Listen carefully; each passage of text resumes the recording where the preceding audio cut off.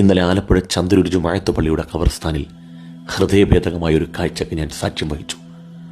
കോരിച്ചൊരിയുന്ന മഴയത്തും മണിക്കൂറുകളോളം ഒരു ചെറുപ്പക്കാരൻ ഒരു ഖബറിനരികിൽ ഇരുന്ന് വിതുമ്പിക്കൊണ്ട് ദുആ ചെയ്യുകയാണ്. ദൂരെ നിന്ന് നോക്കിയാൽ ഖബറിൽ കിടക്കുന്ന വ്യക്തിയോട് സംസാരിക്കുന്ന പ്രതീതി. ഞാൻ നടന്നരികിൽ ചെന്ന് അദ്ദേഹത്തിനോട് ചോദിച്ചു, ഒരുപാട് നേരമായല്ലോ ഇവിടെ ഇരിക്കുന്നു, ഒരുപാട് നേരമായല്ലോ വിതുമ്പുന്നു, ആരാണ് ഈ ഖബറിൽ കിടക്കുന്നത്? അദ്ദേഹം എഴുന്നേറ്റ് എൻ്റെ മുഖത്തേക്ക് നോക്കി. വിതുമ്പുന്ന ഹൃദയത്താലെ, കരയുന്ന കണ്ണുകളാലെ, വിറക്കുന്ന ചുണ്ടുകളാലെ എന്നോട് പറഞ്ഞു, ഉസ്താദ്, ഇതെൻ്റെ പ്രിയപ്പെട്ട ഉമ്മയാണ്. ബാല്യത്തിൽ വാപ്പ നഷ്ടപ്പെട്ട എന്നെ പോറ്റി വളർത്തിയതും ജീവിതത്തിൻ്റെ പടവുകളിൽ എവിടെയും വീണുപോകാതെ കൈത്താങ്ങായതും ഉമ്മയാണ്.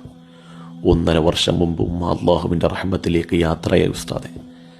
ഈ പെയ്യുന്ന മഴയിൽ ഞാനും എൻ്റെ മക്കളും സുരക്ഷിതമായി വീട്ടിൽ താമസിക്കുമ്പോൾ ഖബറാകുന്ന ഈ വീട്ടിൽ എൻ്റെ ഉമ്മ തനിച്ചല്ലേ ഉസ്താദെ.